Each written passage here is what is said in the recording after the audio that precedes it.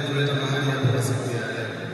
Mimi niliyesimama kwa majina naitwa Michael Masema Mbezi, ni mwenyekiti wa kikundi cha wakulima wadogo kupitia BDT wakulima wadogo Bisima, kata ya Manchari. Mradi huu ambao unapatikana katika kijiji cha Manchari A, wengine wanapajua sehemu iliko kwa Mwanga. Basi kabla ya kuingia Samia Suluhu Hassan, rais wa awamu ya 6, sisi wakulima wadogo kwanza tulidharaulika sana. Hii kazi ya kilimo ilikuwa inaonekana kama ni kazi ya watu ambao ni maskini, lakini sasa hivi kazi ya kilimo imekuwa inaheshimika kwa sababu serikali imeona nguvu kubwa na nguzo kubwa ya taifa letu iko upande wa kilimo.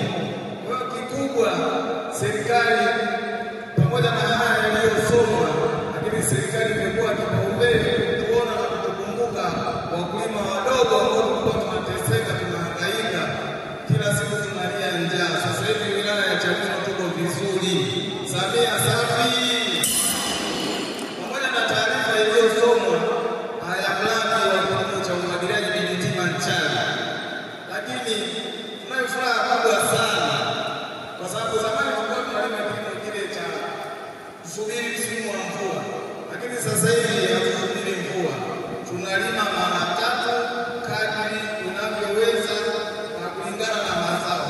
Kwanza tumekuwa na faida kubwa kwa tumejifunza jinsi ya kulima kwamba kilimo ni sayansi, lakini vile vile tumeona kwamba kumbe tulikuwa tunalima maeneo makubwa na kupoteza kazi nyingi, rasilimali fedha, kufyeka mapori, kwa sababu tulikuwa hatuna elimu ya uelewa maana ya kilimo biashara.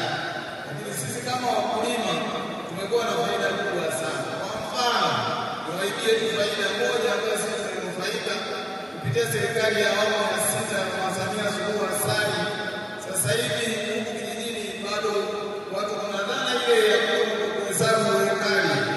Sisi kilimo tunacholima tunahesabu mashina au mashimo au miche. Kwa hiyo kwa kilimo sasa sisi tunachokilima haina haja tena ya kwenda milimani kufyeka wala kulima maeneo makubwa. Kwani kilimo tunachokilima tunalima kilimo cha kisasa, tunalima kilimo biashara. Tumenufaika vya kutosha. Kwani ekari moja una uwezo